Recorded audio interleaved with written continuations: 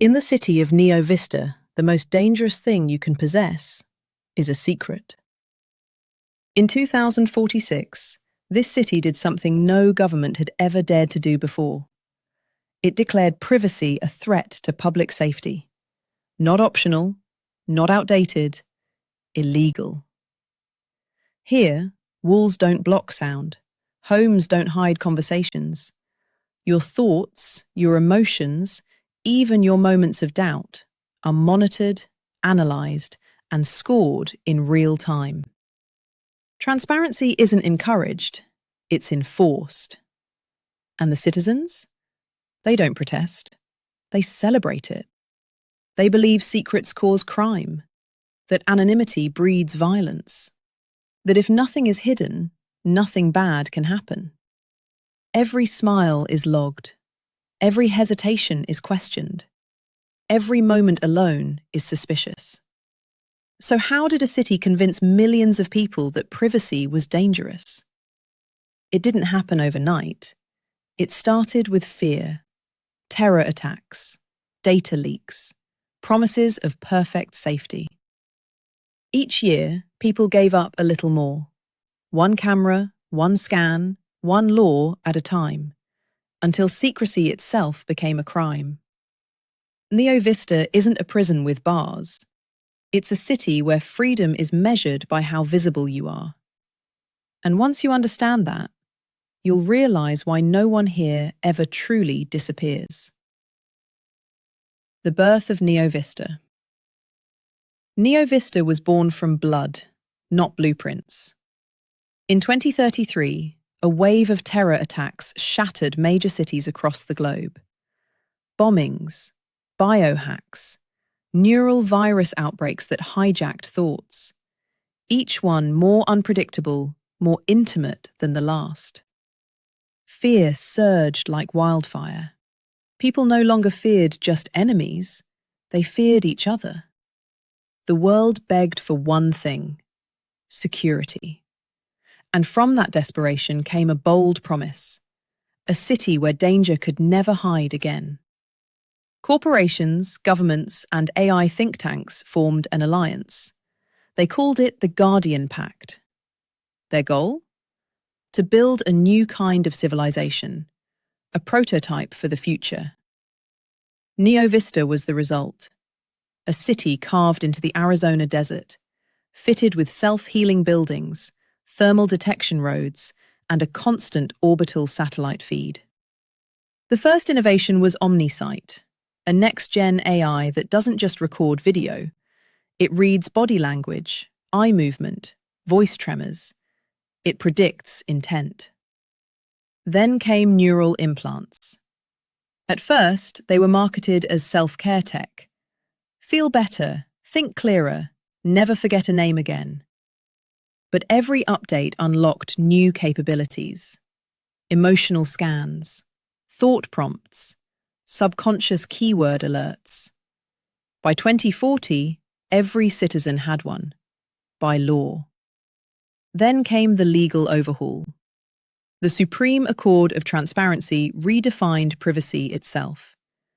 It was no longer a right, but a risk.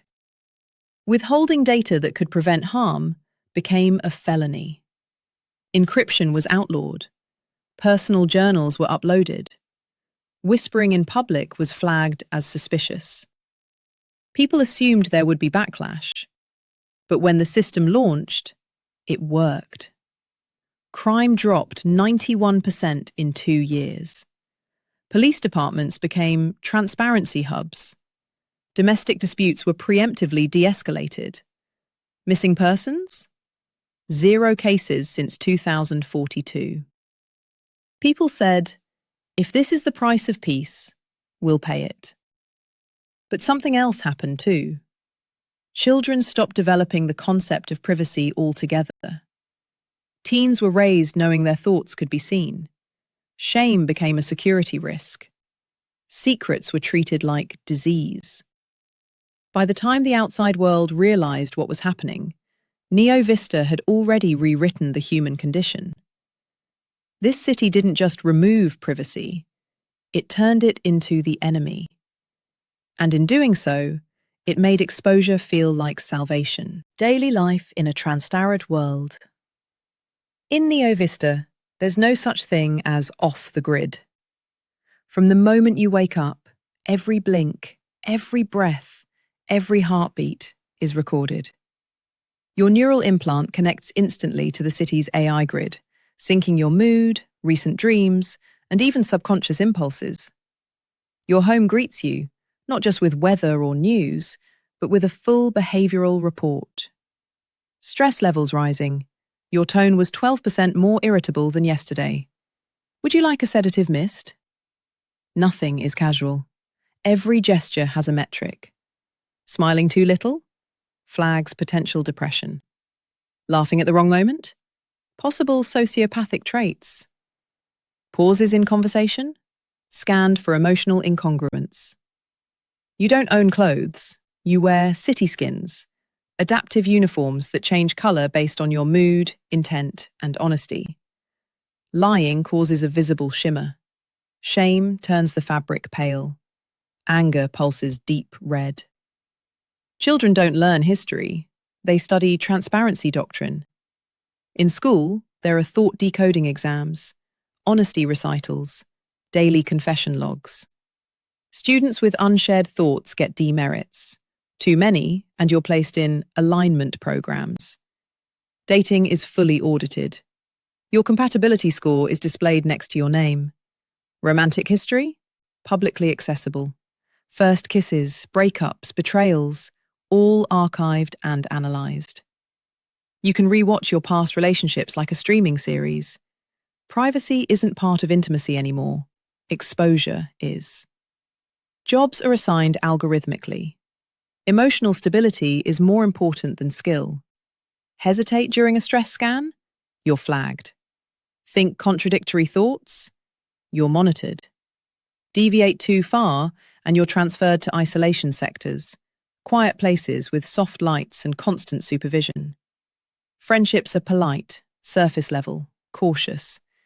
Even inside jokes are discouraged. Humour is monitored for intent. Say something distorted, even once, and you'll receive a level 1 alert. You're not punished. You're scheduled for realignment. Harmony officers visit your home with scripted warmth and therapeutic language. This isn't policing, it's emotional reprogramming. People live with constant smiles, part habit, part survival. It's safer that way.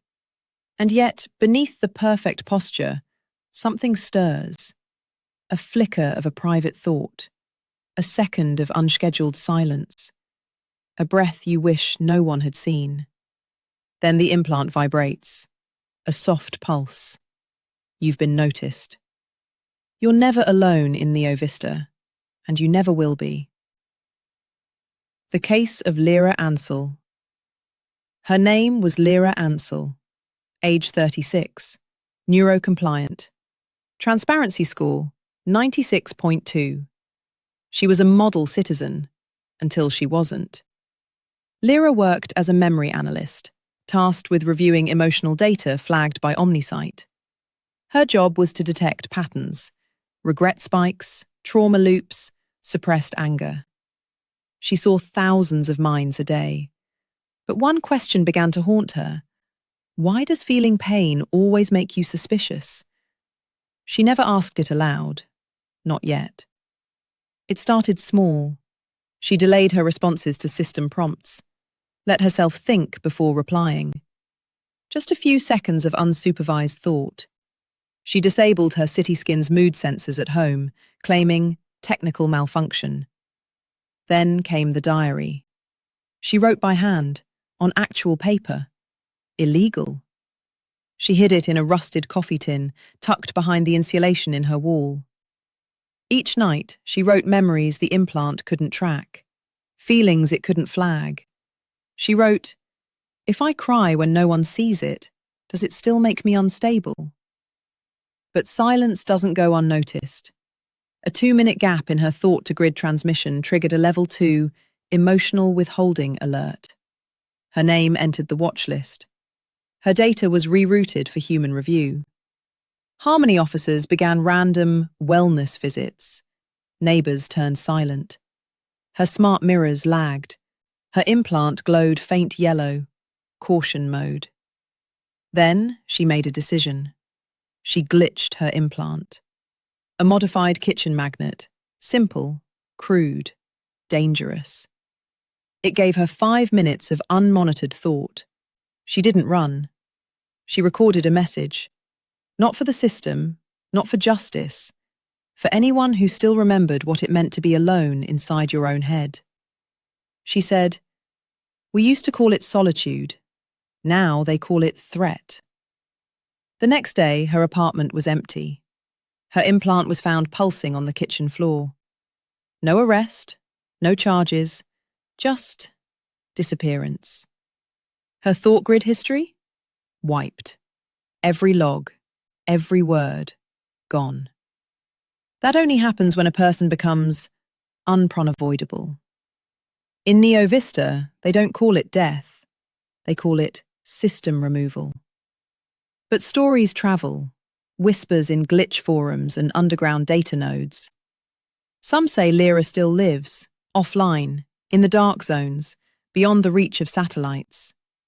A myth, a glitch, a memory the system failed to delete, the punishment and the escape.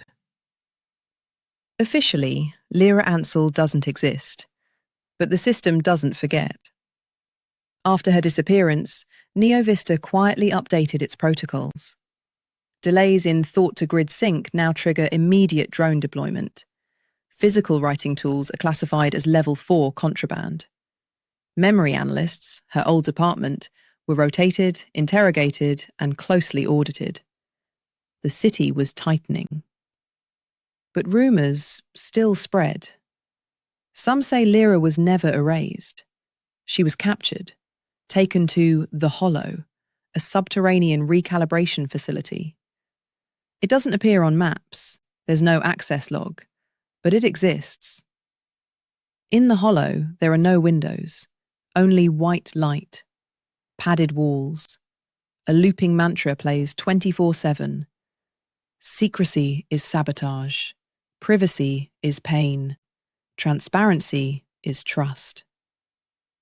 They say Lyra endured for weeks, alone, observed, dissected, mentally, not physically.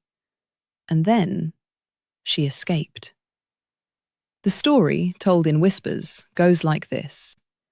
Her implant was crippled, but not dead. She trained her mind over days to focus on one raw thing: memory. She summoned every buried thought, every unfiltered feeling the system had tried to erase. The intensity triggered a feedback loop, a mental overload, a pulse. It shorted the scanners, cut the lights. For 1 second, Neo Vista was blind. And in that second, she ran. Security drones scrambled, but she slipped into the old grid, abandoned infrastructure beneath the city. Maintenance tunnels, forgotten pathways built before surveillance ruled everything. She vanished. For hours the city searched, then days, then weeks. Nothing. Her file was quietly sealed. The official record reads, "Subject lost. Final audit incomplete." Neo Vista never acknowledged the escape publicly, but 1 month later, every screen in the city flickered, just for 3 seconds. A message appeared. No signature, no source. We were never meant to be watched this closely. Then, silence. No one speaks Lyra's name now. Not aloud. It's dangerous. But something changed. People smile tighter, speak slower, take an extra second before replying. Not fear, not rebellion, but the beginning of something far more contagious. Doubt. And with doubt comes danger. Because in Neo Vista, the most subversive act isn't to speak out. It's to believe, even for a second, that maybe you could get away. The next step. Neo Vista still stands. Its towers gleam, its networks hum. Its citizens walk with perfect posture and filtered thoughts. To the outside world, it's a marvel, proof that harmony can be engineered and danger can be eliminated with enough data. But beneath that polish, something lingers. A hesitation in the eye, a flicker of silence before a response, a memory, unshared but felt. They don't talk about Lyra Ansel, but every so often a child asks, "Why did people used to close doors?" Or a teenager searches for the meaning of solitude, only to find access denied. And late at night, when the system rests just enough, someone, somewhere, scribbles a thought on paper. Quickly, illegally, alone. The city keeps scanning, watching, recording. But what it can't do, what it still fears, is a single human mind that dares to feel something in private. Because the truth is, Neo Vista didn't kill privacy. It only buried it. And buried things, they have a way of growing back, especially when they're remembered. If this story moved you, subscribe for more speculative futures and forbidden thoughts. 205X Stories.